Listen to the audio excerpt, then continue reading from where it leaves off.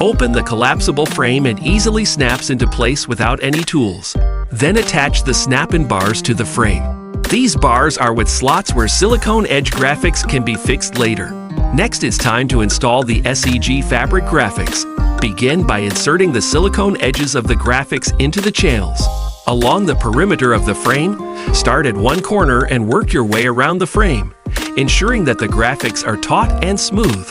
As you go, repeat the same steps above for the opposite side of the frame, ensuring the SEG fabric graphics are smoothly inserted into the channels. Then proceed to repeat the process for the remaining 4 edges of the frame, inserting the silicone edges of the graphics into the corresponding channels. Now the SEG fabric pop-up display is ready for showcasing. CFM Efficient Visual Solution, www.chinaflagmakers.com.